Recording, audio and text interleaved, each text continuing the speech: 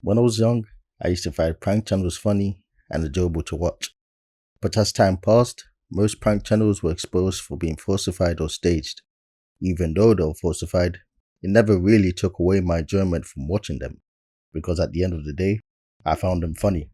But at the same time, I felt a bit disappointed, because it wasn't genuine, and it would make me wonder how a true reaction would be like if the content weren't staged. Nowadays, the reputation of prank channels has gotten worse, and when you look at the state of the majority of prank channels, they're just unsettling to watch, because most of these pranks end up getting violent, or that it comes close to it. It is either a prankster goes too far to the point that it escalates to violence, or that a person who is getting pranked gets too emotional to the point that he or she becomes violent. And they get highly memed for it because they use the prank as a shield from consequences. Yo, bro, you're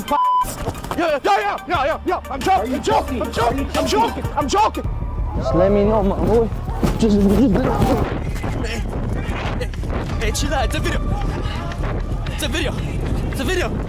Hey, it's a video. Even worse, there are some prank channels that are outright committing crime, and at that point, it is no longer a prank. This influencer was just arrested for some of the most unthinkable pranks on the internet. He decided to just mix some handkerchiefs, sunflower oil, skim milk, and diced tomatoes before watering it down and then, dumping it on yet another random person on the public transportation in Belgium. It is even more strange when they act surprised when the law is involved.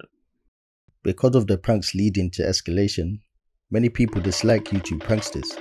But what annoys me just as much as a bad prank channel are the comments that keeps mentioning them every time there is a good prank. This is the true prank where they don't. You fill up the blanks. We all want to see harmless pranks, but how people see pranks as harmless varies with each person. Everyone reacts to pranks differently, even if they are classed as harmless. Just because pranksters are annoying, that doesn't necessarily mean that they should get beaten up, or in some cases, shot at. However, there are cases that make you think, okay, they definitely deserve that, since it was the prankster that put himself in that position. As the saying goes, play with fire, you get burnt. Or the most popular phrase, in a paraphrased way, mess around and find out. Despite the bad reputation of prank channels, there are still some great prank channels which are just for laugh gags, evens out. There may even be some good prank channels that you know of yourself. But as you realize, we can only name a few, which shows that good prank channels are not really common to find, just are overshadowed by the bad ones that are viral for the wrong reasons, and as a result, it ruins the reputation of pranksters, which creates generalizations and assumptions. You might argue that guys like Gideon and those who create content like him are carrying the pranking scene, but I don't consider them as prank channels. I see them more as troll channels. Even though they do pranks, their content focuses more on vlogs. But if you do see them as a prank channel, in my opinion, they are not my kind of prank channel to watch. With their content, it either makes you skip some sections, pause, or not watch the whole video because of the second-hand embarrassment, which I believe is their intention, to create an awkward setting. Now this is where Korean prank channels come in. When you watch the pranks that they do, it is such a breath of fresh air. Not only are most of their pranks light-hearted, but they're also generally good. With their pranks, they often involve wordplay, slapstick comedy, and physical humor. The funny thing about all this is what introduced me to Korean prank content was not even from a Korean channel. It was from a Chinese one, Treeman, who makes pranks such as these, and these,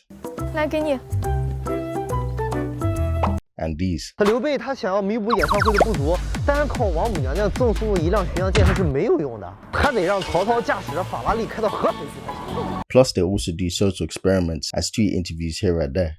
From Treeman, I encountered the first Korean prank channel, which was similar to the type of content he makes, and that was DCTVGO. I don't exactly recall which video it was, but I do remember watching his pranks such as this, 저 여자친구 있어요. and this. 괜찮아요? 이거 받아왔어요. 조심하셔야지. Then there was Hello Prank in Korea, and Run, where they made similar pranks such as these, and these. 감사합니다, 아저씨.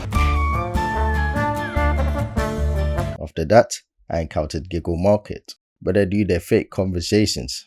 And for me, this channel solidified it here and there, as it amazed me how unique their humor was.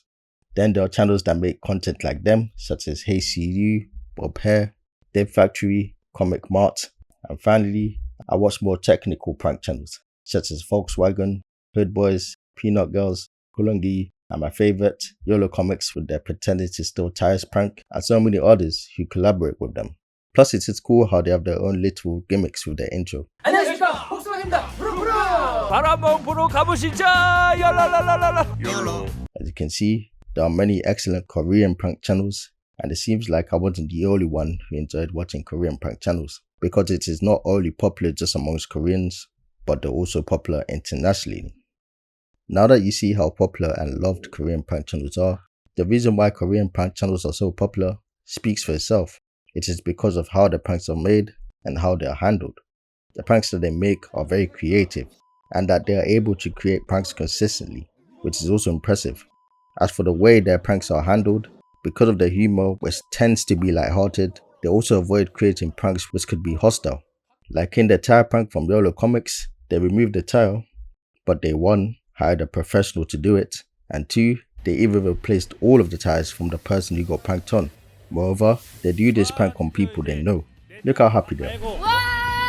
차가 내려왔습니다. 와, 완전 좋아. 완전 세트화가 된 것 같은데? As a result, this makes the content even more enjoyable because everyone is happy. Even the person who is getting pranked on becomes happy later on. Most of the reactions to the prank ends with laughter or relief. They don't just prank to humiliate the person that is getting pranked on. There are times where they also humiliate themselves in the process. And this all links to their country's culture, which is respect and politeness. Overall, if you want to enjoy prank content and change your views on prank channels, Korean prank channels really stand out to that department.